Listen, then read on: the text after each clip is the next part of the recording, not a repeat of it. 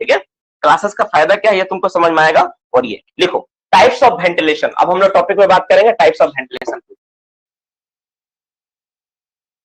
ठीक है, आज का टारगेट एकदम पूरा लिया है, क्या क्या पढ़ाना मुझे आज तुम कवर कर लोगे तो तुमको समझ में आ जाएगा बहुत कुछ आज क्लास में कर लिया। तो वेंटिलेशन कितना तरह का होता है माइंस में, ये इसके बारे में हम लोग चर्चा करेंगे, इसको हम लोग देखेंगे इसके बारे में। ठीक है, वेंटिलेशन सिस्टम, तो टोटल 4 तरह का वेंटिलेशन सिस्टम के बारे में हम लोग पढ़ेंगे और जानेंगे। देखो होता तो बहुत कुछ है, माइनिंग को मैं शुरू से बोलता हूँ समुद्र जैसा, जितना पढ़ोगे उतना नॉलेज तुमको मिलेगा, लेकिन पढ़ना उतना ही है जो तुम्हारे लिए इंपॉर्टेंट है। तो 4 टॉपिक क्या क्या है, एक नंबर आपका आएगा A number, that is the homotropal, homotropal ventilation arrangement, homotropal. 2 number क्या है, एंटीट्रोपल। 2 नंबर क्या है, इसी से रिलेटेड क्या है, मिलता जुलता टर्म क्या है, एंटीट्रोपल, एंटीट्रोपल। दोनों में अंतर क्या होता है समझा देते हैं। होमोट्रोपल मतलब होता है, देखो ये दोनों का दोनों चीज ना मटेरियल का फ्लो के ऊपर डिपेंड करता है। ठीक है, मटेरियल का फ्लो। होमो का मतलब क्या होता है, सेम। होमो का मतलब क्या होता है, वो सेम होता है। अगर ऐसा कोई वेंटिलेशन अरेंजमेंट जिसमें मटेरियल का फ्लो और वेंटिलेशन दोनों सेम डायरेक्शन में हो, उसी को बोलते हैं होमोट्रोपल। ठीक है, मतलब जैसे मान लो कि माइंस में कहीं पर कोई भाग में ऐसा हो रहा है कि वहां पर हवा का भी फ्लो और मटेरियल का फ्लो एक ही दिशा में जा रहा है, एक ही दिशा में हो रहा है, दोनों सेम टू सेम हो रहा है।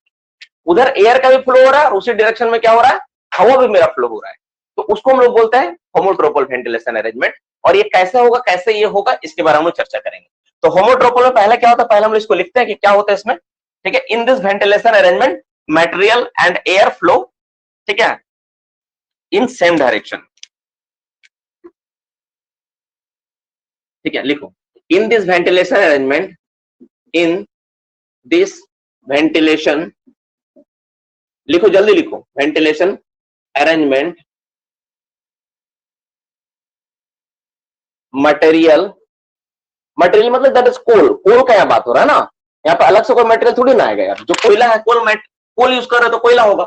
मटेरियल एंड, ठीक है, and air flow in same direction, same direction में होता है। ठीक है, सेम डायरेक्शन में होगा, सेम डायरेक्शन।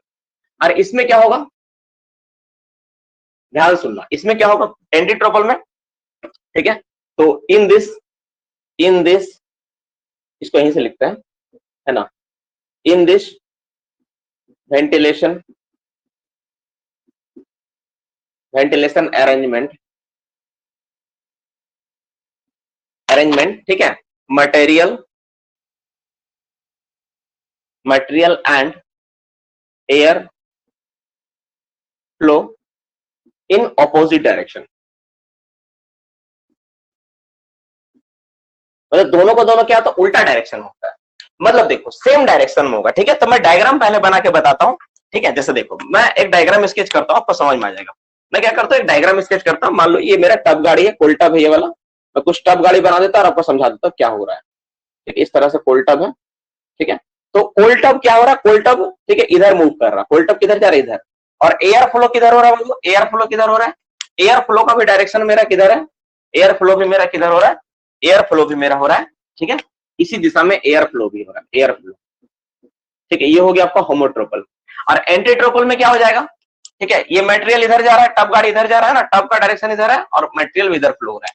और एंटीट्रोपल में क्या होगा, एंटीट्रोपल में ये होगा कि जैसे ही मेरा टब गाड़ी है ना, कोल टब से मान लेते हैं। ठीक है, कोल टब है मेरा, है ना, कोल टब है ऐसे करके। ठीक है, तो इसमें क्या होगा, अच्छा इसमें कोल टब को थोड़ा सा ऊपर ऊपर दिखा देता है, समझ में भरा हुआ कोल टब है। तो कोल टब है मेरा।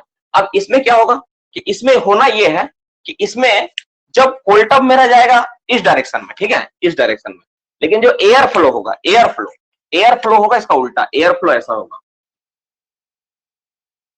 ठीक है, तो इसको बोलेंगे एंटीट्रोपल। तो होमोट्रोपल मतलब सेम डायरेक्शन दोनों, और एंटीट्रोपल मतलब उल्टा, एक दूसरे का उल्टा, एक इधर तो दूसरा इधर। तो ये दोनों होता है। अब ऐसा कंडीशन कहां पर बनता है, मैं नाम देके बता देता हूं, समझ में आएगा। जैसे आपको देखो, अगर कोई मटेरियल, ठीक है, अगर मटेरियल का ट्रांसपोर्टेशन अगर रिटर्न एयर से हो रहा है, अगर मटेरियल, अगर जो टब गाड़ी का ट्रांसपोर्टेशन हो रहा है ना, रिटर्न एयर किधर हो रहा है, रिटर्न साइड में अगर हो रहा है, रिटर्न में, तब ऐसा कंडीशन बन जाता है। अगर रिटर्न साइड में हो रहा है ना, तब ऐसा कंडीशन बन जाता है। अगर मटेरियल का ट्रांसपोर्टेशन अगर रिटर्न एयर से हो रहा है, रिटर्न साइड में हो रहा है, तो ऐसा बनता है। कैसे, क्योंकि रिटर्न में क्या होता है कि माइंस का हवा जो होता है वो ऊपर की ओर जाता है, और तुम मटेरियल को भी तुम ऊपर की ओर खींच रहे हो, है कि नहीं। रिटर्न में तो हवा क्या होता है, फेस से निकल के ऊपर की ओर आता है ना, चाणक की ओर आता है। और मटेरियल को भी तुम चाणक की ओर खींच के ले आ रहे हो, उसको थोड़ी ना गोफ में तुम धकेलोगे यार, उसको भी तो खींच के ले आओगे ना। तो उस कंडीशन में रिटर्न में जब होगा ना, तो क्या होता है वहां पे एंटीट्रोपल, अगर मटेरियल को तुम इनटेक रिटर्न एयर से ट्रांसपोर्टेशन कर रहे हो तो क्या होगा, एंटीट्रोपल हो गया, सॉरी होमोट्रोपल हो गया, क्योंकि दोनों क्या हो रहा है, सेम डायरेक्शन में। ध्यान सुनो, देखो रिटर्न रिटर्न रिटर्न एयरवे में, अगर रिटर्न एयरवे में ना, ध्यान सुनो, रिटर्न एयरवे, फिर से रिटर्न एयरवे में अगर तुम्हारा मटेरियल का फ्लो है, अगर तब गाड़ी का जो होलेज लाइन है तुम रिटर्न में बैठाए हो, कहां बैठा हो, रिटर्न रिटर्न साइड बैठा है होलेज, तो क्या होगा, तो रिटर्न से तुम खींचोगे, तो रिटर्न में हवा किधर बहता है, वो फेस से निकल के रिटर्न का हवा शाफ्ट की ओर जाता है। अब तुम रिटर्न से होलेज खींच रहे हो, तो होलेज का जो टब गाड़ी किधर खींचोगे, शाफ्ट की ओर खींचोगे, तो दोनों दोनों किधर जा रहा है, शाफ्ट की ओर जा रहा है।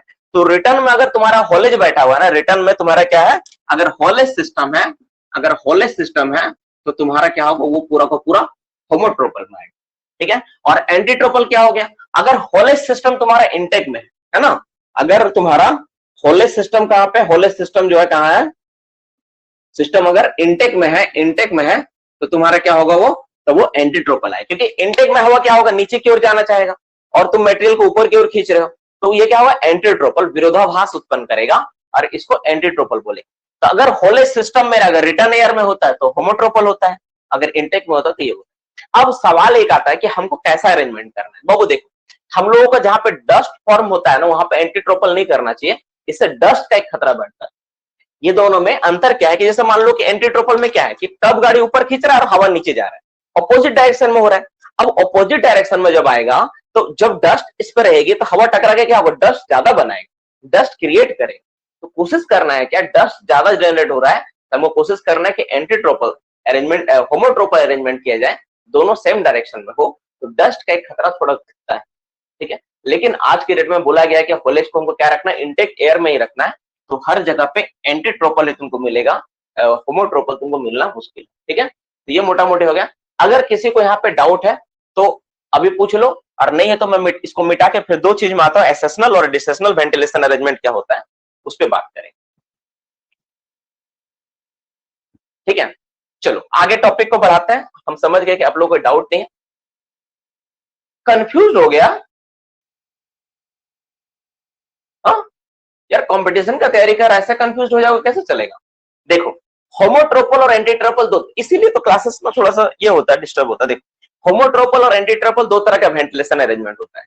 अगर मटेरियल का फ्लो, मतलब कोयला जब तुम खींच रहे हो उसका, और हवा उसी डायरेक्शन में अगर आए तो उसको बोलेंगे होमोट्रोपल, कहीं पर भी अगर मटेरियल का फ्लो और हवा, जैसे तुम साइकिल चला रहा है, अब पीछे से तुमको क्या कर रहा है, हवा भी उधरी दिशा में चल रहा है, तुम्हारे पीछे से तुम्हारा पीठ पे हवा लग रहा है, तो तुमको मजा आएगा जाने में, है कि नहीं, ये हो गया होमोट्रोपल।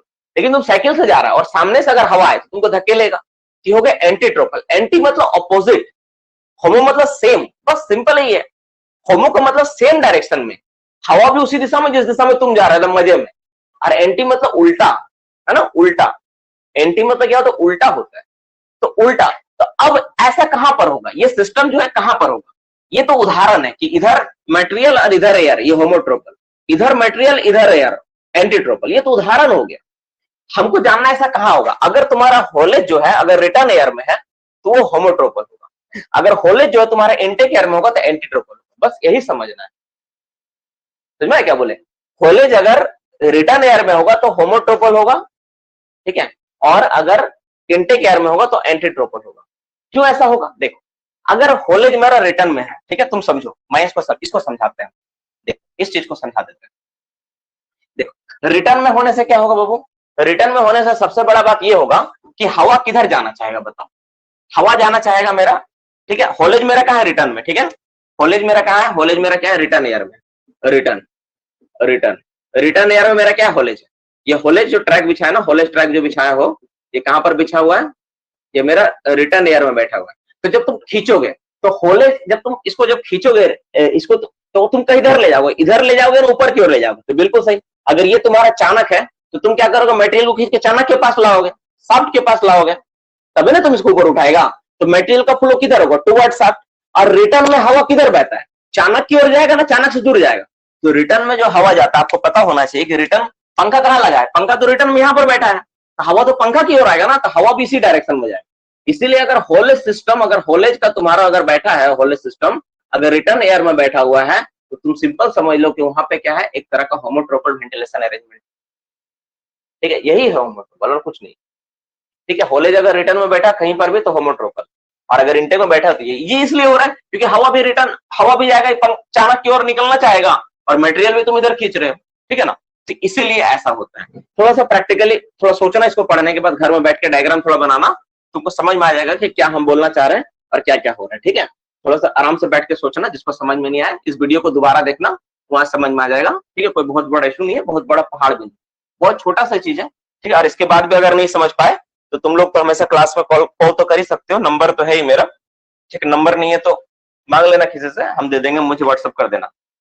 ठीक है, व्हाट्सअप कर देना, नंबर मिल जाएगा, फिर वो कॉल कर लेना। देखो, अब एसेशनल वेंटिलेशन सिस्टम को समझते हैं। एसेशनल, ए स्पेलिंग लिखो ASCE, एसेशनल का स्पेलिंग बहुत इंपॉर्टेंट है, क्योंकि एसेशनल जो है ना, आपको डायरेक्ट एग्जाम में भी सवाल आपका आ सकता है कि एसेशनल, एसेशनल पूछ दिया कि ये सिस्टम है, इसको क्या बोलेंगे, होमोट्रोपल, एंटीट्रोपल, एसेशनल, और एसेशनल को घुमा घुमा के दे सकता है। ASCE SIONAL, एसेशनल, एसेशनल। ठीक है, एसेशनल वेंटिलेशन अरेंजमेंट। अब एसेशनल वेंटिलेशन क्या होता है, एसेशनल वेंटिलेशन किसको बोलेंगे? देखो, अगर ये है एयर का, तुम किस दिशा से तुम कैसे करके ले जा रहे हो। ठीक है, एयर को तुम क्या कर रहे हो, किधर से किधर ले जा रहे हो, इनटेक तुम्हारा क्या हो रहा और रिटर्न क्या हो रहा है। अगर एयर का, ठीक है, इनटेक, अगर इनटेक एयर का अगर डीप साइड से इनटेक हो रहा है, डिस्ट्रिक्ट के डीप साइड से अगर इनटेक होगा ना, ठीक है, तो उसको बोलेंगे एसेशनल। देखो इसमें क्या होता है, मैं पहले लिखता हूं फिर इसको एक्सप्लेन करूंगा, ज्यादा बेहतर होगा। देखो, इन दिस वेंटिलेशन अरेंजमेंट, देखो, इन दिस वेंटिलेशन अरेंजमेंट, आज का क्लास का जो तीसरा पॉइंट जो इसके बाद हम लोग करेंगे ना, बहुत इंपॉर्टेंट है। ठीक है, उसको मुझे पढ़ाना बहुत 30 मिनट्स के आसपास टाइम लगेगा, वो बहुत इंपॉर्टेंट है। पूरा जितना तुम पढ़े ना उसका सार है। ठीक है, वो वाला मुझे आज करवाना है किसी तरह का। ठीक है, इसलिए ध्यान से उस क्लास को पूरा करना, बहुत इंपॉर्टेंट है। खाना होना खाने मत चल जाना। ठीक है, ध्यान से कर लेना। The intake air enter, the intake air, intake air inter, enter, enter, ठीक है, enter in district,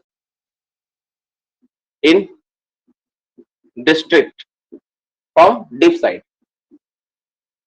from deep side, deep side. ठीक है, एंड रिटर्न,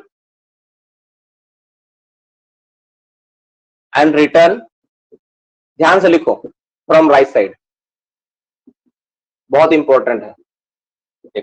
कुछ नहीं है बड़ा सिंपल, कि तुमको क्या करना है, इसको समझने के लिए एक छोटा सा डायग्राम बना लो। क्या डायग्राम है, जैसे मान लो ये तुम्हारा एक डिस्ट्रिक्ट है। ठीक है, ये तुम्हारा क्या डिस्ट्रिक्ट है, तो डिस्ट्रिक्ट में क्या होता है, 2 इंटेक 2 रिटर्न होता है, हर कोई जानता है। तो मैं मान लेता हूँ कि एक ये और ये ग्रेड, एक ही मैं दिखाता हूँ। ठीक है, मान लो चलो 2 इंटेक में बना दिया। ये तुम्हारा क्या था, डिस्ट्रिक्ट है। देखो बाबू, हम क्या दिखा इस तरह से, ये तुम्हारा एक डिस्ट्रिक्ट है जिसमें 2 इंटेक एक रिटर्न, कुछ नहीं करना। ये तुम्हारा डीप डायरेक्शन हो गया, डीप, ये क्या हो गया तुम्हारा, डीप हो गया, DIP, डीप। ठीक है, इधर डीप है। तो इसमें क्या होता है, बोलता है कि जो इनटेक एयर एंट्री करेगा ना, वो डिस्ट्रिक्ट के डीप साइड से करेगा। मतलब हवा जो एंट्री करेगा किधर करेगा, डिस्ट्रिक्ट के डीप, मतलब पहले तुम डीप साइड में ले जाओगे, हवा ऐसा एंट्री करेगा। और इसका जो रिटर्न होगा, वो रिटर्न किधर से होगा, वो राइज से होगा। यानी रिटर्न किधर होगा, राइज में होगा। यानी एंट्री होगा, जो एंट्री होगा, एंट्री किधर होगा, एंट्री होगा डीप में, और रिटर्न क्या होगा, राइज में। क्योंकि देखो इधर डीप डायरेक्शन है, तो ये वाला आपका क्या हो गया, एंट्री होगा आपका डीप में। ठीक है, और रिटर्न क्या होगा, और रिटर्न क्या होगा आपका, रिटर्न होगा आपका राइज में। बस यही है, यही जान लेना है, इतना समझ गए तो ही है। कोई डिस्ट्रिक्ट में, ये क्या है, डिस्ट्रिक्ट है। ठीक है, अगर इनटेक मेरा डीप साइड से होता है और रिटर्न मेरा राइट साइड से होता है, तो उसको हम लोग क्या बोलेंगे, तो उसको हम लोग बोलेंगे क्या, एसेशनल वेंटिलेशन अरेंजमेंट, एसेशनल वेंटिलेशन अरेंजमेंट। तो माइंस में 99% माइंस में ना कोशिश किया था कि एसेशनल कि डीप साइड से लेके हमको राइट में निकालना। इससे क्या होता है कि वेंटिलेशन का सबसे बड़ा बात होता है फेस में पूरा हवा जाता है, क्योंकि डीप से फेस चलते चलते हम लोग रिटर्न करते हैं ना, तो इस तरह से हम लोग अरेंजमेंट करते हैं डीप लेयरिंग में, बहुत अच्छा होता है ये वाला। तो डीप में तुम पहले लेके सारा का सारा हुआ डीप में पहुंच गया, फिर तुम फेस में ले जाओगे तो पूरा फ्रेश एयर जाए, है ना, और अच्छा रहता है, बहुत अच्छा रहता है।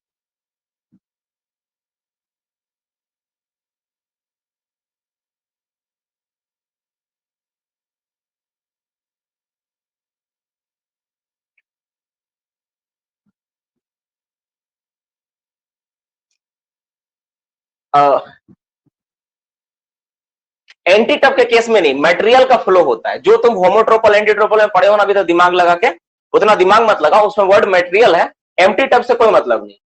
एम्प्टी टब तुम किधर भी ले उससे कोई फर्क नहीं पड़ता, ठीक है, उस पर मत लो।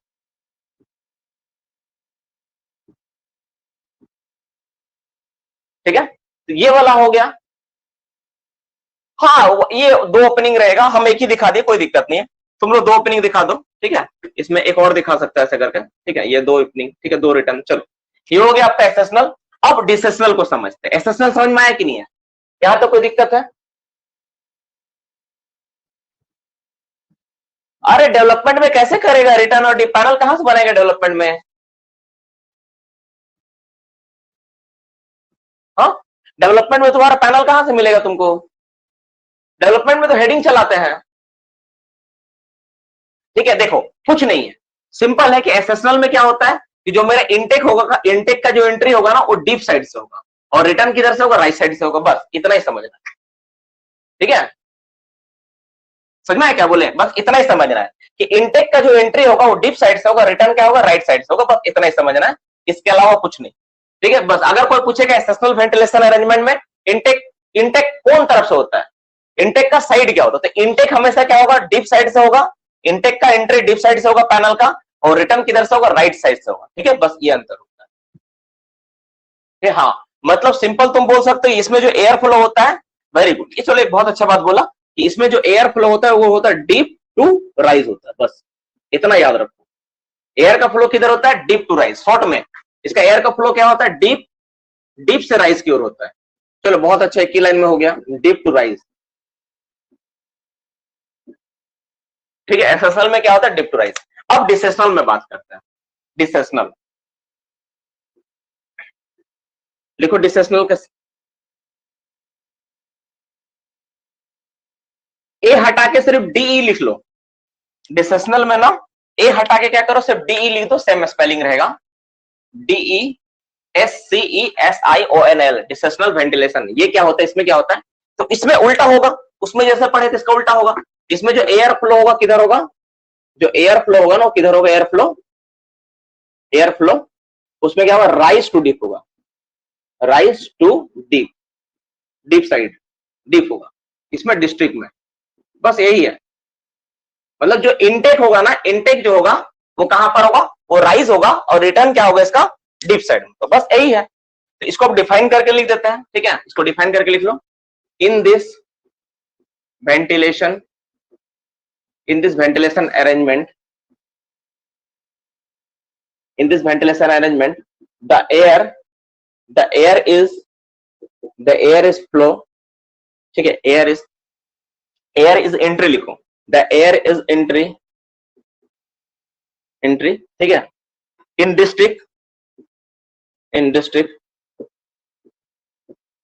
from right side, from right side, right side, and return,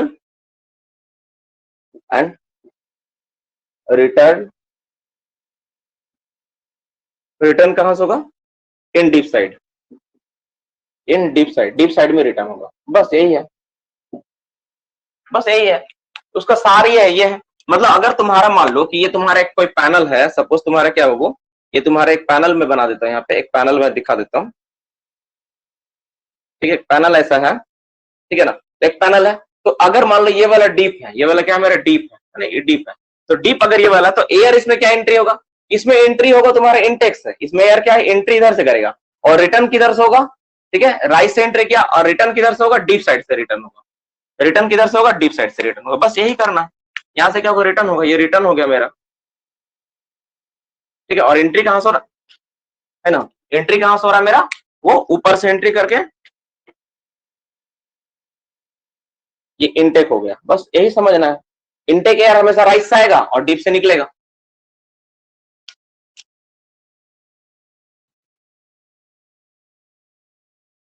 कोई फर्क नहीं पड़ता, फोर्सिंग और एग्जॉस्ट से कोई फर्क नहीं पड़ता है। हवा को तुम किधरों भी मोड़ के देखो, सबसे एयर जो फ्लो होता है ना, इसके लिए वेंटिलेशन सर्किट को समझना पड़ेगा। कहीं पर भी हवा के लिए रास्ता चाहिए, वो किधर ही पहुंच सकता है।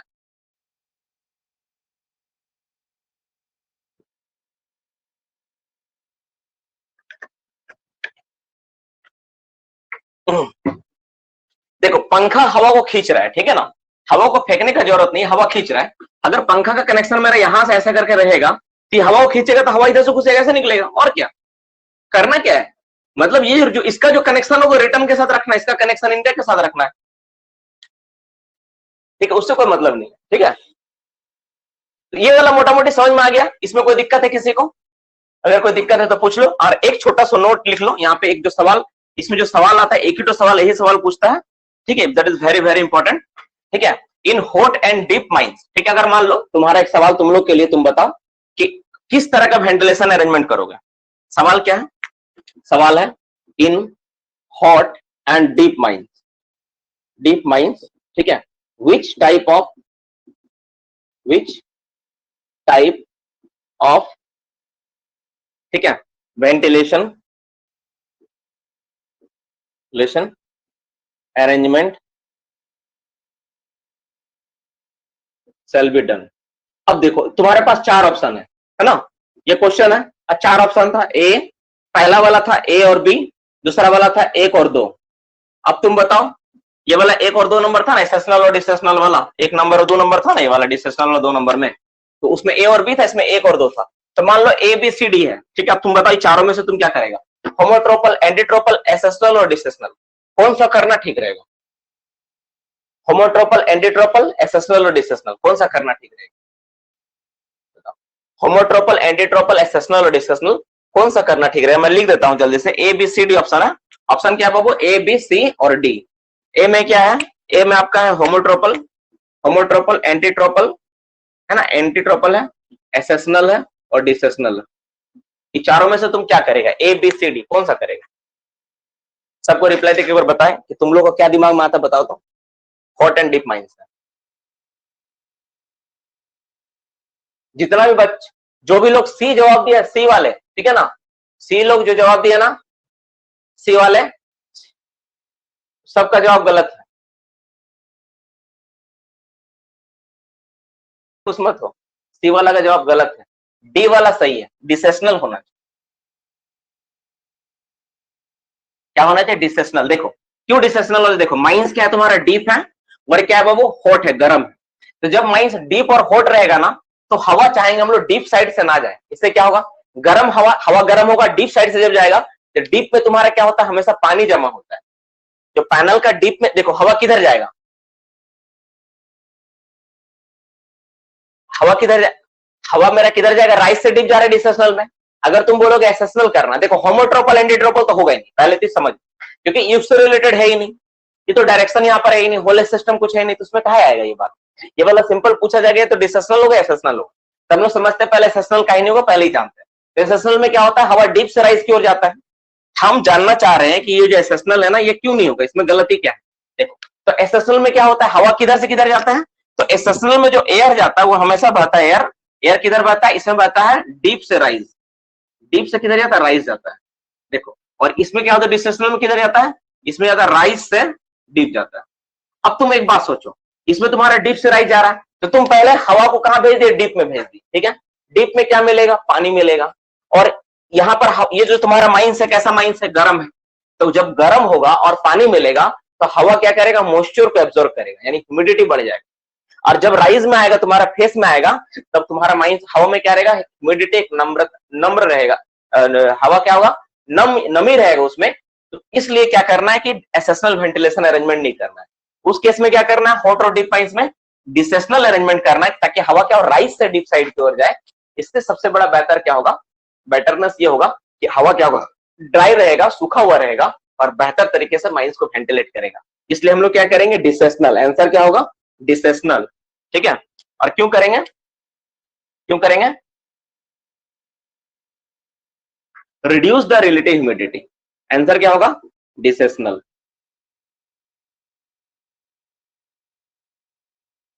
डिसेशनल वेंटिलेशन अरेंजमेंट करेंगे, है ना? और क्यों करेंगे?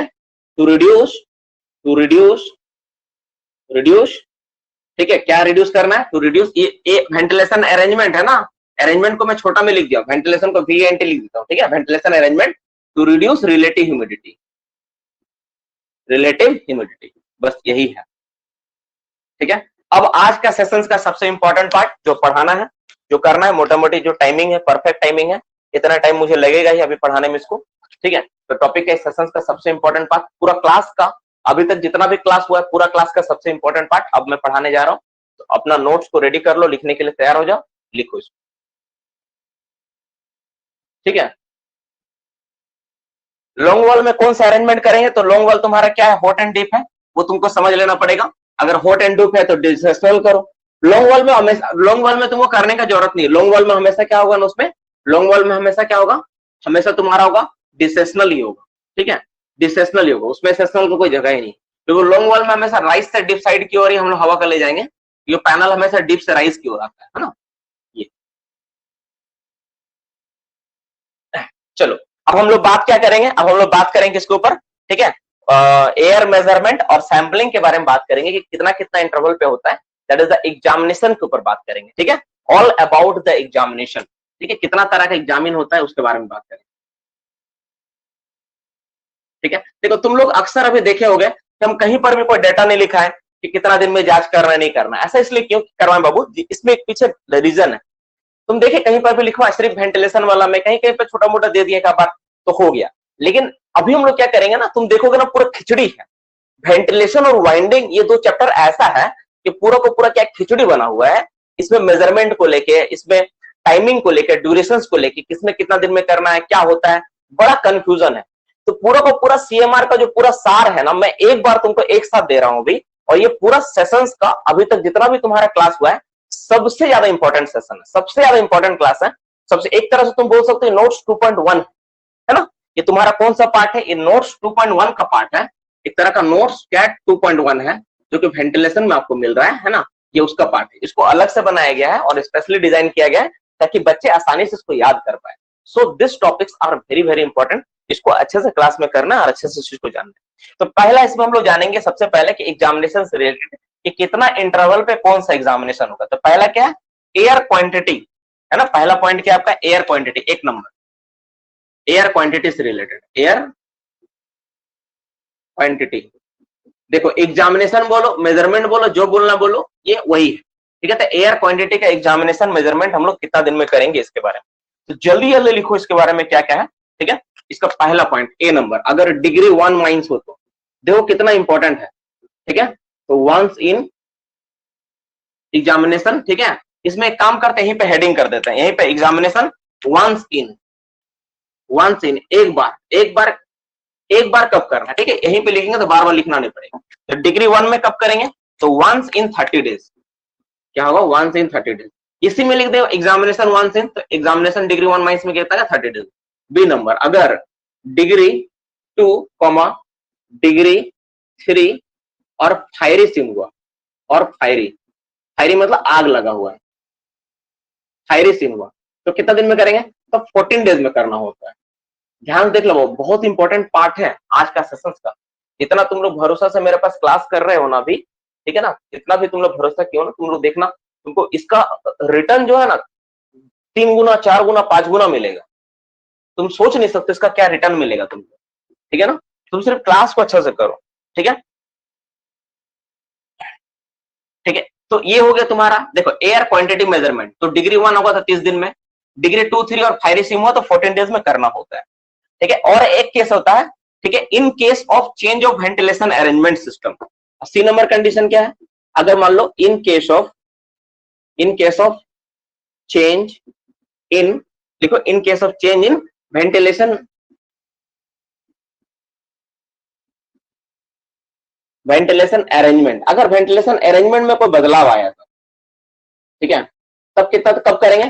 तब करेंगे हम लोग, ठीक है। वेंटिलेशन अरेंजमेंट और सिस्टम लिख लो, सिस्टम भी होता है सिस्टम, तो उस केस में कितने दिन में करेंगे? तो 24 आवर, विद इन 24 आवर, देखो ध्यान समझ लो, बहुत इंपॉर्टेंट पार्ट है ये पूरा सेशन का। तो पहला हम लोग देखें एयर क्वांटिटी। तो एयर क्वांटिटी हम लोग तीन तरह से, हम लोग 3 बार मेजरमेंट करने का कंडीशन आता है। फर्स्ट कंडीशन कब करते, तो डिग्री 1 माइनस होगा तो 30 डेज में करेंगे, डिग्री 2, डिग्री 3 और फायरी सिम रहा तो 14 डेज में एक बार करना होगा। और अगर वेंटिलेशन सिस्टम में या अरेंजमेंट में कोई चेंजेस हो रहा है, मेजर चेंज हो रहा है, तो हम लोग 24 डेज में करते हैं। ठीक है, तो हम लोग 24 आवर्स में एक बार करके जांच कर लेते हैं। तो ये सेशंस का बहुत इंपॉर्टेंट पार्ट है, इसको अच्छे से नोट डाउन करके लिखो। ठीक है, तो कितना दिन में करेंगे, 24 आवर में एक बार करके जांच करेंगे। तो ये हो गया आपका किससे रिलेटेड, ये हो गया आपका एयर क्वांटिटी से रिलेटेड। अब हम लोग बात करेंगे टेम्परेचर ह्यूमिडिटी के बारे में। ठीक है, टेम्परेचर एंड ह्यूमिडिटी, ठीक है, और क्वालिटी से रिलेटेड।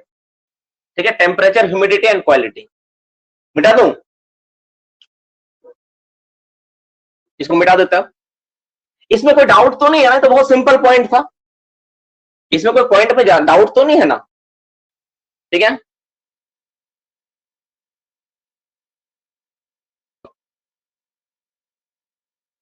चलो अब हम लोग बात करते हैं कि सिस्टम में अरेंजमेंट वाला हो गया। अब नेक्स्ट हम लोग बात करते हैं, क्या बात करते हैं, हम लोग बात करते हैं एयर क्वालिटी 2 नंबर। किससे related, air quality comma air quality हो गया। दूसरा नंबर क्या है, टेम्परेचर कॉमा ह्यूमिडिटी।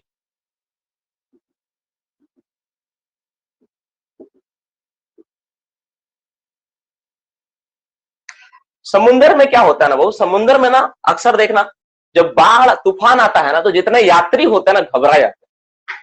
समुद्र में जो बाढ़ तूफान आता है ना, तो यात्री घबरा जाते हैं, लेकिन उसमें एक शख्स जो नाविक है ना, उसका चेहरा में हमेशा एक स्माइल रहता है। उसको पता है कि इस सिचुएशन में क्या करना है, कैसे जहाज को बचाना है, कैसे लोगों को उसको पार लगाना है ना। तो तुम लोग के पास मैं अक्सर देखता हूँ, क्लासेस वगैरह थोड़ा स्लो हो जाता है, तुम लोग घबरा जाते हो। अभी जैसे अगर अनाउंसमेंट हो गया, मान लो कि अभी जैसे 15 दिन के अंदर पता चल गया, मान लो एग्जाम का आ गया, 100 वैकेंसी आ गया, कहीं पर भी सीसीएल में 100 वैकेंसी निकल गया, ऐसा पता चल गया, तुम लोग तुरंत घबरा जाओगे। लेकिन हम नहीं घबराएंगे, क्योंकि हमको पता है कि कैसे प्रिपरेशन करवाना है। मेरे पास ऐसा टिप्स और टेक्निक्स है ना, जिससे तुम्हारा जो तैयारी है नोट्स 2.1 का पार्ट ऐसा है ना, जो तुम्हारा तैयारी को ना बहुत फास्ट हो सकता है, बहुत फास्ट हो सकता है। अब सवाल है सर स्लो फिर क्यों कर रहे हैं, क्या रीजन है स्लो, 2-3 वजह है। टाइम से पहले प्रिपेयर करना भी अच्छा नहीं होता है, और टाइम के बाद भी प्रिपेयर करना अच्छा नहीं होता है। ऑप्टिमम टाइम के अंदर प्रिपरेशन होना चाहिए, ताकि आपकी तैयारी को बेस्ट जगह पे आप यूटिलाइज कर पाओ। पहले से पढ़ाई कर लेने पर क्या होता है ना, ओवर कॉन्फिडेंट आती है कि हम तो पहले से पढ़ के रखते हैं। बाद में पढ़ोगे तो क्या होगा, फायदा ही नहीं मिलेगा। ऑप्टिमम टाइम में पढ़ाई करो, ताकि उसका बेनिफिट आपको एग्जाम के समय मिल पाए। इसलिए ज्यादा पहले से भी नहीं पढ़ना है और ज्यादा बाद में भी नहीं पढ़ना है। पढ़ना तब है जब एकदम ऑप्टिमम टाइम हो, जब बेस्ट प्रिपरेशन का समय हो। तो करो, मेरे पास जो ऑप्शन जो ट्रिक्स है ना, बेस्ट तरीके से होगा और आपके एग्जामिनेशन में बहुत हेल्पफुल। तो एयर क्वांटिटी और टेम्परेचर और ह्यूमिडिटी का मेजरमेंट कब करते हैं, ठीक है। ये इसका जो जिक्र है ना, ये कौन सा सीएमआर में मैं बोल दे रहा हूं कि रेगुलेशन आप लोग का रेगुलेशन 153 का, ये दो जो है ना, रेगुलेशन 153 का 2 का सब पॉइंट सब सेक्शन बी, सी और डी में इसका जिक्र है। ये उसके अनुसार मैं बता रहा हूं, है ना। रेगुलेशन 153 का 2 का बी सी डी के अनुसार ये पॉइंट हो रहा है, इसके अनुसार मैं सारा चीज को बता रहा हूं, इसके बारे में ये बताया जा रहा है। तो इन केस ऑफ इन डिग्री लिखो, पहला नंबर क्या होगा इसमें, 1 नंबर। ठीक है, अगर मेरा माइनस क्या हो, डिग्री 1, डिग्री 2 या डिग्री 3, किसी भी केस में, है ना, डिग्री 1, 2, 3 कुछ भी हो, तीनों केस में कब करेंगे हम लोग, तो वंस इन 30 डेज। कितना दिन में करेंगे बाबू, 30 दिन में एक बार, 30 डेज में। देखो वंस इन तो यहां लिखा हुआ ही है, इसी को बार बार लिख नहीं रहा हूं, डायरेक्ट 30 डेज। डिग्री 1, 2, 3 में कब करेंगे एग्जामिन, इसका 30 डेज में एक बार करके जांच करेंगे। ठीक है, दूसरा जो कंडीशन आता है हम लोग, और ये जो टेम्परेचर ह्यूमिडिटी क्वांटिटी, क्वांटिटी तो छोड़ दो, quality, air quality temperature humidity का जांच जो होता है, बी नंबर। ठीक है, that is the outside the, एक और कंडीशन होता है outside, outside the isolation stopping. कहां कहां जिक्र है इसका, है ना, सब चीज को एक जगह लिखवा रहा हूं।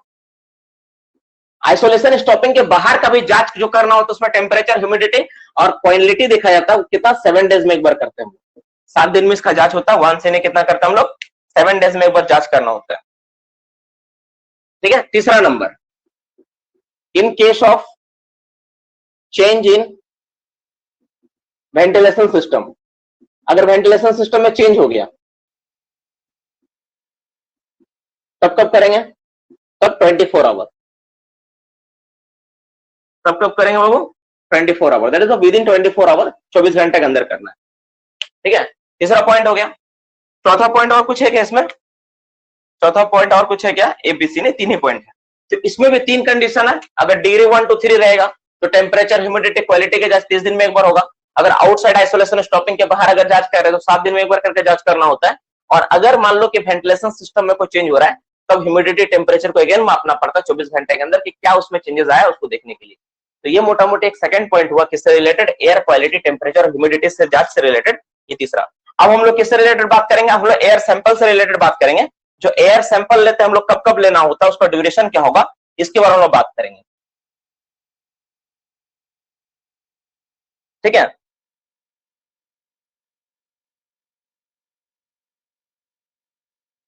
अच्छा एयर सैंपल को बाद में करेंगे, पहले कर लेते हैं वेंटिलेशन।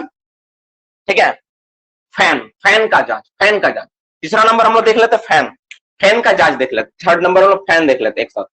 फैन का जो जांच होता है उसमें हम लोग देख लेते हैं कि फैन का जांच कब, कौन फैन का जांच हम लोग करते हैं। तो इसमें तीन तरह का फैन आप लोगों का है। फैन, ठीक है, दैट इज वेंटिलेशन एसेसरीज। मैं काम करता हूं, फैन नहीं लिखता हूं, हम एक ही साथ लिखते हैं आपका वेंटिलेशन एसेसरीज, ज्यादा मजा आएगा, तब थोड़ा अच्छा लगेगा।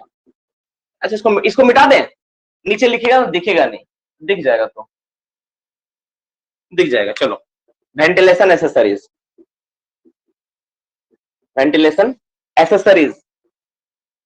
एसेसरीज का मतलब जो वेंटिलेशन में मेरा, जो वेंटिलेशन में मेरा इस्तेमाल हो रहा है। क्या इस्तेमाल हो रहा है?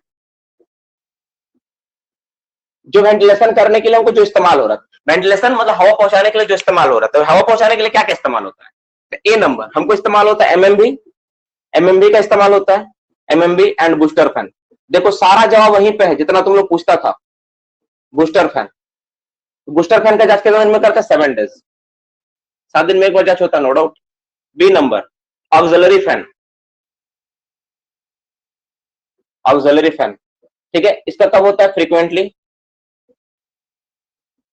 सब लिख के रखो एक जगह, फ्रीक्वेंटली जांच होता है। और तीसरा नंबर जैसे आपका हो गया था, क्या क्या था? जैसे ventilation stopping, ventilation door, ventilation stopping, ventilation door, ventilation door, door के बाद वेंटिलेशन डोर, ठीक है। फिर आपका air crossing, air lock, air lock, air crossing, ठीक है, air lock, air crossing, regulator, ये सारा चीज का जांच कितना होता है? 14 डेज। सारा जांच जितना भी है ना बाबू, 7 डेज, 3 डेज, पूरा का पूरा वेंटिलेशन में ना, पूरा जांच को मैं एक जगह लिखवा रहा हूं। तुम ध्यान समझ लो, अगर ये जो 30 मिनट्स का क्लास जो है, अगर लास्ट के पॉइंट्स को तुम अगर अच्छे से याद रखोगे ना, तो हर एग्जाम में तुमको 1-2 नंबर यही सिर्फ देके जाएगा। नोट्स 2.1 का ये पार्ट है। नोट्स 2.1 का खास बात ये होता है कि तुम अगर नोट्स 2.1 को तुम अगर अच्छे से रखते हो ना, तो तुम्हारा हर एग्जाम में वो हेल्प करेगा। नोट्स 2.1 ऐसा ही होता है, इसको ऐसे डिजाइन किया गया है कि बहुत वैल्यूबल चीज है, ठीक है। तो बहुत वैल्यूबल चीज है, इसको अच्छे से समझ के रखना। नेक्स्ट हम लोग बात करेंगे इसके बाद, नेक्स्ट टॉपिक किस पे हम लोग बात करेंगे? अब हम लोग बात करेंगे एयर सैंपल से रिलेटेड, कि एयर सैंपल जो हम लोग लेते हैं, एयर सैंपल किस किस कंडीशन में लिया जाता है, एयर सैंपल जो लेंगे उसका जांच क्या होगा, कितने दिनों में जांच करना होता है, और किस किस कंडीशन में कितना इंटरवल पे इसको लेते हैं, पहले ये देखो, ठीक है, कितना इंटरवल पे उसको कलेक्ट करता है। एयर सैंपल कलेक्शन, सबसे पहले पॉइंट क्या आएगा? एयर सैंपल कलेक्शन, 4 नंबर ना, चौथा पॉइंट, एयर सैंपल कलेक्शन। तो एयर सैंपल का कलेक्शन हम लोग क्या क्या इंटरवल पे करते हैं, कितना सारा होता है, उसके बारे में देख लेते हैं हम लोग। चलो फर्स्ट पॉइंट इसमें लिखो, देखो 1 नंबर, ठीक है, नॉर्मली, ठीक है, इनसाइड आइसोलेशन स्टॉपिंग। देखो आइसोलेशन स्टॉपिंग के अंदर ना हम लोग को क्या करना होता है? एयर का सैंपल लेना होता है। तो अगर नॉर्मल कोई कंडीशन है, कोई कंडीशन अगर नहीं लगा है, तो नॉर्मली 30 दिन में एक बार करके लेंगे, उसका जांच करेंगे, ठीक है। 30 दिन करके लेके एक बार करके हम लोग क्या करें, जांच करेंगे। दूसरा number condition, fiery seam, degree 2 और 3 कोल सिम। देखो बी नंबर, फायरी सिम कहीं है, कॉमा, ठीक है, कॉमा, ठीक है। Degree 2 degree 3 seam which are not sealed off. Degree 2 minus है, कॉमा, डिग्री 3 है, ठीक है, ठीक है, डिग्री 2 डिग्री 3, ठीक है, seam which are not sealed off. अगर कोई पार्ट ऐसा जो सील्ड ऑफ नहीं, ठीक है ना, तो कितना दिन में करेंगे। और इसी में एक तीसरा पॉइंट, इसमें एक और चीज ऐड करना पड़ेगा, अनयूज्ड और disused working of all seam. Unused और disused working of all seam. देखो तीनों कंडीशन है, ध्यान से सब चीज समझ लो। डिग्री 2 हो, डिग्री 3 हो, सील्ड ऑफ एरिया नहीं है, अनयूज्ड है, डिसयूज्ड है, सब में 7 डेज। मतलब तुम इसी के अंदर ना, इस पॉइंट के अंदर ये पॉइंट आ जा रहा है, ठीक है। मतलब डिग्री 1 डिग्री 2 3 कोई फर्क नहीं पड़ता है, फायरी सिम में कोई फर्क नहीं पड़ता है। अगर अनयूज्ड और सील्ड ऑफ नहीं है तो 7 दिन में एक बार करके जांच करना होगा। 7 दिन में सैंपल लेके एक बार जांच करना होगा उसका कंडीशन क्या है, ठीक है। अगर inflammable gas, point number C, if in, देखो ध्यान से, इनफ्लेमेबल गैस मतलब माइंस में अगर किसी तरह कोई इनफ्लेमेबल गैस हो, ठीक है, लेस देन, अगर कहीं पर क्या हो, लेस देन कितना हो, 0.6% मिला हो, ठीक है, तब नॉर्मली 0.6% है तो 30 डेज में एक बार करके जांच होगा, ठीक है। अगर यही वाला डी नंबर, इफ, ठीक है, इनफ्लेमेबल गैस, इनफ्लेमेबल गैस, ठीक है, इनफ्लेमेबल गैस कितना होगा, exceed 0.6%, but less than, but not exceed 0.8%, ठीक है। तो अगर ऐसा हो मतलब क्या हो, 0.6% से ज्यादा हो और 0.8% तक हो, ठीक है, नॉट एक्सीड मतलब उतना तक हो, तो हम लोग इसका जांच करेंगे। 7 डेज में सैंपल लेके जांच करना होगा, 7 डेज में गैस का सैंपल लेके जांच करना होगा। और ई नंबर पॉइंट, इफ, ठीक है, इनफ्लेमेबल गैस, समझा देता हूं, थोड़ा सा कंफ्यूज कर रहा होगा आपका दिमाग को। Gas exceed 0.8%। देखो अगर कोई बच्चा ना इतना देरी तक नहीं पढ़ पा रहा है, जैसे मान लो क्लास कर रहे हैं, क्लास में बहुत सारे बच्चे क्या होते हैं ना, 9:30 बजने के बाद क्या होता है, दिमाग थोड़ा ट्यूनी बॉल जैसा हो जाता है। ट्यूनी बॉल समझ में आता है, ट्यूनी बॉल पहले स्टार्टिंग में हेलोजन जैसा होता है, हेलोजन देखता है कितना लाइट करता है, कि धीरे धीरे टूनी बॉल बन जाता है। अगर ऐसा हो रहा है ना तो आप गवर्नमेंट प्रिपरेशन के लायक नहीं। अगर तुम्हारा जो एबिलिटी है, अगर 1.5 घंटा के क्लास तुम कर नहीं पा रहे हो, 1.5 घंटा तुम क्लास को अगर ढंग से नहीं कर पा रहे हो, अगर तुम्हारा बल्ब फ्यूज होने लग रहा है, बल्ब का एबिलिटी घट जा रहा है, तो तुम क्लास करने के लायक नहीं हो बाबू, तुमको बहुत मेहनत करने की जरूरत है, ठीक है। हम हर एक बात को ना पूरी ईमानदारी से कहते हैं, ऐसा नहीं कि तुमको खुश करने के लिए बोल दिया, अरे तुम तो बहुत मेहनत करता है, अरे कुछ नहीं होगा, बहुत अच्छा, ये सब नहीं है, रियलिटी है। तुमको बहुत मेहनत करने की जरूरत है अगर तुम सरकारी नौकरी का तैयारी में आया है तो। 1.5 घंटा 2 घंटा क्लास कॉमन है, और अभी क्लास का शुरुआत स्टेज है, अभी तो एग्जाम्स का नोटिस भी नहीं मिला है, अभी तो कहीं एग्जाम का मतलब क्या बोलेंगे कि अभी जब एग्जाम का समय आएगा ना तो यही टाइमिंग तुमको 2 घंटा 2.5 घंटा करना पड़ेगा। इसलिए अभी से 1.5 घंटा क्लास का तुम ये अपने आप को सेटअप करके रखो दिमाग में, ठीक है। अगर इनफ्लेमेबल गैस एक्सीड 0.8% होता है तब कितना दिन में जांच करें, तो 24 आवर में एक बार करके सैंपल का जांच करना होगा, सैंपल कलेक्शन करना होगा। सैंपल कलेक्शन करके ऑब्वियसली जांच ही करते हैं तो जांच करना होगा। तो ये हो गया, तो 5 कंडीशन है, ठीक है, सैंपल एयर सैंपल कलेक्शन करने का।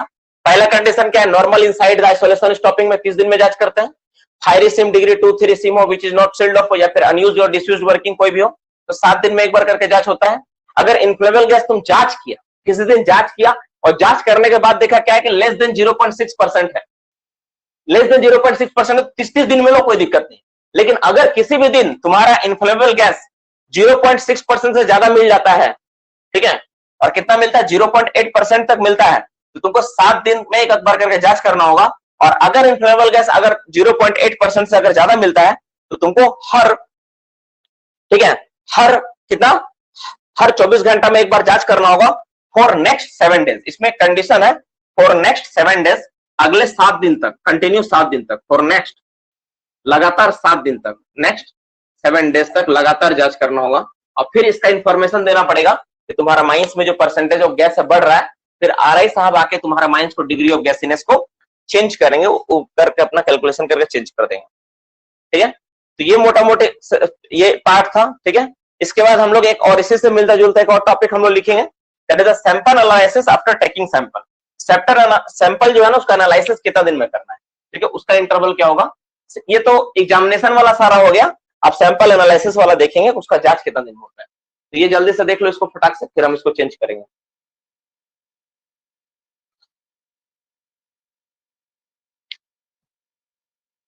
सर क्या है, आपका क्लास करके और पढ़ने का मन करने लगता है। Roll number 146 Yasheshwar Kumar. 24 hour पढ़ेगा सर, 24 आवर पढ़ेंगे सर, आप पढ़ाइए। ई नहीं दिख रहा है, ई, इफ, अच्छा ई नहीं दिख रहा है,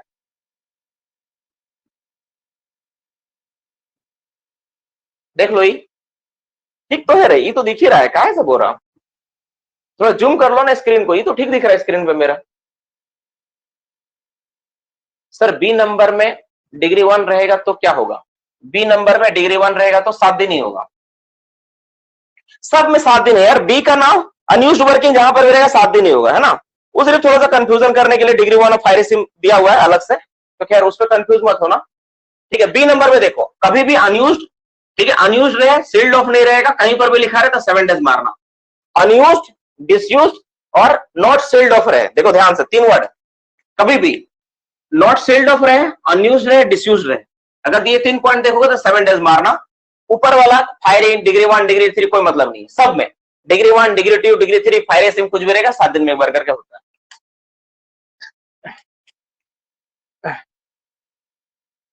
4 का सीडीई ग्राम्स रेशियो, नहीं नहीं, 4 का सीडीई ग्राम्स रेशियो का नहीं है, ग्राम्स रेशियो में सीओ होता है यार, यहाँ तो इनफ्लेमेबल गैस है, यहाँ तो मिथेन है ना, ग्राम्स रेशियो में तो सीओ का जांच होता है।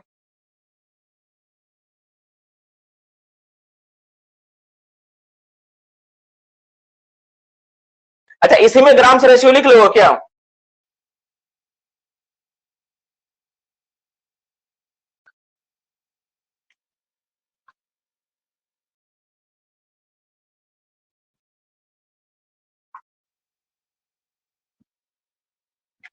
मेरा नोट्स में ना ये चीज ना अपडेटेड नहीं है, इस नोट्स का इस बार हम लोग अपडेट नहीं किए हैं, लेकिन अपडेट करना चाहिए था, है ना, जितना भी जांच है ना, जैसे ग्राम्स रेशियो में यहाँ पे नोट में लिख देता हूँ, इसको अब नेक्स्ट बार जब भी पढ़ाऊंगा ना इसको, ग्राम्स रेशियो इसमें ऐड रहेगा।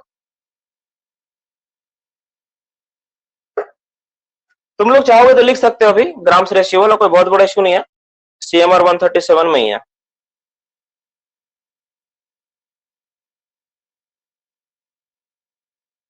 ग्राम्स रेशियो क्या होता है ना, ग्राम्स रेशियो को जो जांच करते हैं हम लोग 1 इन 30 डेज होगा, ठीक है। ग्राम्स रेशियो भी लिख सकते हैं एफ में, ग्राम्स रेशियो लिख लो,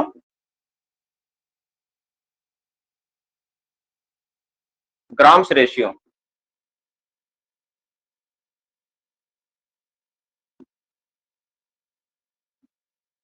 ग्राम्स रेशियो की जांच क्या होता है 30 डेज, बस। इसमें एक सीओ का भी जांच होता है जो ऑटोमेटिक डिटेक्टर से करते हैं, वो 1 सीन है, ठीक है, परसेंटेज ऑफ सीओ, ठीक है, परसेंटेज ऑफ सीओ लिख सकते हो जी नंबर में, percentage of CO by automatic gas detector, automatic gas detector, ये करते हैं हम लोग 7 डेज में एक बार। ये 2 पॉइंट है, लिख सकते हो, कोई दिक्कत नहीं है।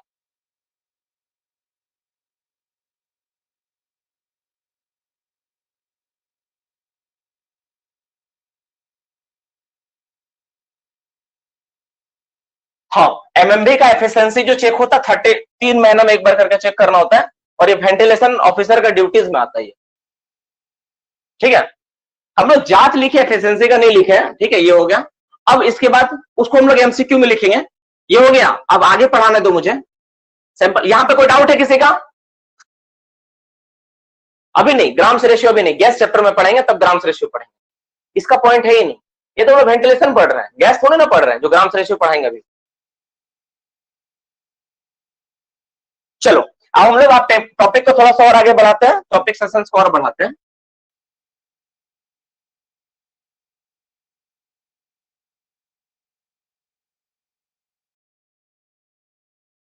ठीक है, air sample analysis. Air sample का एनालिसिस कैसा होगा? ठीक है, कब होगा? जो तुम सैंपल कलेक्ट किया है ना, उसका एनालिसिस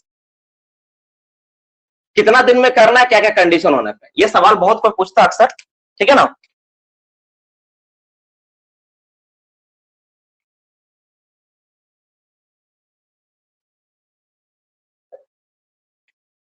देखो, इसमें दो कंडीशन है, ए नंबर और बी नंबर। ठीक है, ठीक है। पहला कंडीशन क्या है? अगर if the sample, the air sample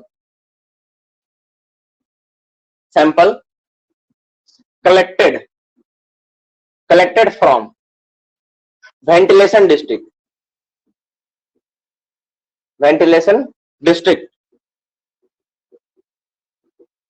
where electricity is used,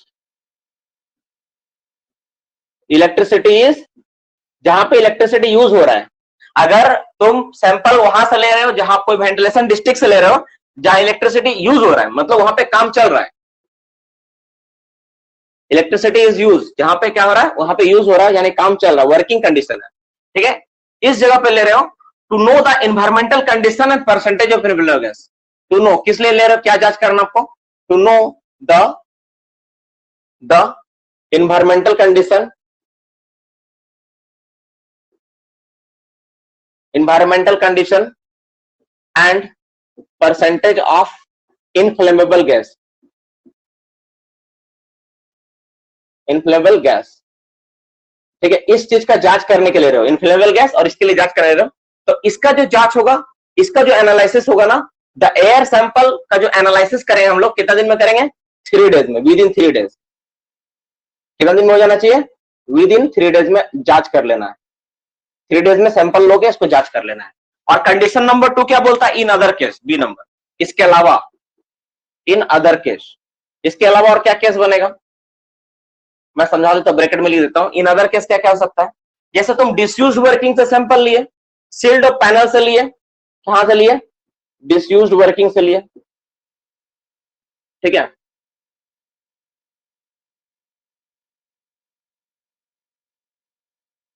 डिसयूज्ड working slash sealed off panel, तो सील्ड ऑफ पैनल है ना, वहां से लिया। तो उस सैंपल का जांच जो होगा ना, सील्ड ऑफ पैनल से लिए, ठीक है, तो वो जो सैंपल का जो जांच होगा ना, कब होगा? उसका जो जांच करना आपको विद इन 48 आवर करना है, 48 घंटा में जांच हो जाना चाहिए। तो सैंपल लोग 48 घंटा में जांच हो जाना चाहिए। ये 2 पॉइंट था, 2 सेशंस का पॉइंट था, ये दोनों पॉइंट करवाना था। ठीक है, अब आप ध्यान से इसको देख लो। अगर वेंटिलेशन डिस्ट्रिक्ट में जहां पे इलेक्ट्रिसिटी यूज हो रहा है और उसका इन्वायरमेंटल कंडीशन और इनफ्लेमेबल गैस का बारे में जानना आपको कितना है, उसको 3 दिन में, 3 दिन के अंदर उसका जांच हो जाना चाहिए। और अगर कोई दूसरा केस है, चाहे डिफ्यूज वर्किंग से, शील्ड पैनल से तुम ले रहे हो सैंपल, तो उसका जो जांच होगा बाबू, उसको हम लोग कितने दिन में कर देंगे? 48 आवर्स के अंदर हो जाना चाहिए। तो मोटा मोटी इस सेशंस का एक पार्ट था, ये एग्जामिनेशन से रिलेटेड पार्ट था। आज का टॉपिक को सेशंस में इतना सारा पॉइंट्स हम पहले से डिसाइड करके आए थे पढ़ाना है, और ये सारा टॉपिक्स पढ़ा दिया हम आपको। ठीक है, हो सकता है शायद एक क्लास और लगे, पर कुछ चीजें छूटी है, जैसा एमसीक्यू नोट्स वगैरह छूटा हुआ है, तो हम देखेंगे कि एमसीक्यू नोट्स को अभी करना है या बाद में करना है ना? तो उसको देखते हुए फिर हम डिसाइड करेंगे कि आगे क्या करना और क्या करवाना, कैसे करवाना है। जैसे तुम लोग बोल रहे थे, एक तुमको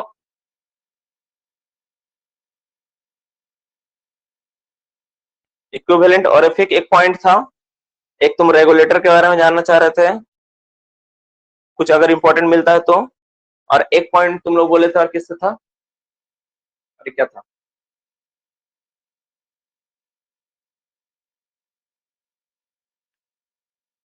न्यूमेरिकल।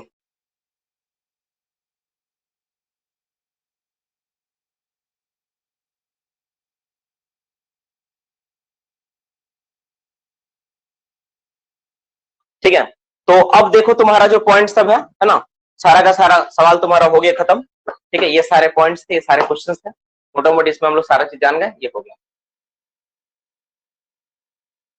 हाँ, एमसीक्यू नोट से एक दिन और लगेगा। ए नंबर डायग्राम के साथ थोड़ा होता तो, अरे गधा इसमें डायग्राम क्या बना, वेंटिलेशन डिस्ट्रिक्ट है, नाम है पूरा वेंटिलेशन डिस्ट्रिक्ट में तुमको क्या इलेक्ट्रिसिटी, अब चला के दिखाओ। फोर्सिंग, वेरी गुड, फोर्सिंग का एक पॉइंट छूटा हुआ था, फोर्सिंग, फोर्सिंग का एक पॉइंट छूटा हुआ था, COURSING, एयर फोर्सिंग। ठीक है, देखो ध्यान से, इन्वायरमेंटल के बगल में लिखे कंडीशन, CONDI, कंडीशन को शॉर्ट में लिख दिए condition, and percentage of inflammable gas, है ना।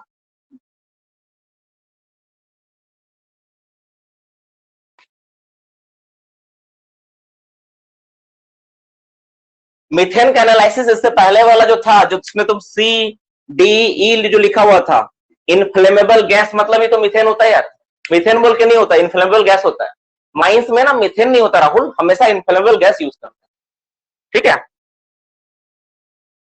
क्योंकि सिर्फ मीथेन थोड़ी ना है, मीथेन के अलावा इथेन, ठीक है, इथेन, ब्यूटेन, सारा गैस होता है जो जलता है। थोड़ा जूम कर लो, जिसको दिख नहीं रहा स्क्रीन को, देखो स्क्रीन है ना, स्क्रीन को ऐसे जूम करो, तुम उस चीज को पर्टिकुलर वहां पे जूम करके देख पाओगे। स्क्रीन में जूम करने का ऑप्शन, इसको तुम जूम करो, ये जो तुम देख रहे हो ना, तुमको नहीं समझ में आ रहा ना, थोड़ा जूम कर लो, दिखने लगेगा। ये सब टेक्निक्स ऐसे पता नहीं तुमको, ठीक है। चलो, तो मोटा मोटी सेशंस का ये पार्ट हो गया। अगर आपको किसको डाउट है कोई भी चीज को लेके तो पहले पूछो, पहले हम बताते हैं जो डाउट सेशन है, डाउट्स को मैं करवाता हूँ, डाउट सारे पूछ लो जिसके मन में जो डाउट है, ठीक है। और एक बात, हम केवल जवाब उसी का देंगे जो पढ़ाए, ठीक है ना, जो हुआ है, जो नहीं हुआ है वो सब करवाएंगे, ऑलरेडी करवाना ही है, ठीक है ना। तो जो जो पढ़े उसमें अगर कोई डाउट है तो उसको पूछो, या फिर तुम कुछ पढ़े हो कहीं पे जो तुमको समझ में नहीं आ रहा हो पूछो। थर्ड का B auxiliary fan frequently check होगा ना, हाँ ऑक्सिलरी फैन फ्रीक्वेंटली चेक होगा। आगे और पढ़ाएगा अभी सर, नहीं अब आगे नहीं पढ़ाऊंगा, इतना ही बहुत है ना। इतना ही करके पहले आदत बनाओ 1.5 घंटा अच्छे से पढ़ने का, इसके बाद जीवन का तो पाठ है ही पढ़ना। वेंटिलेशन एफिशिएंसी क्वेश्चन भी क्यों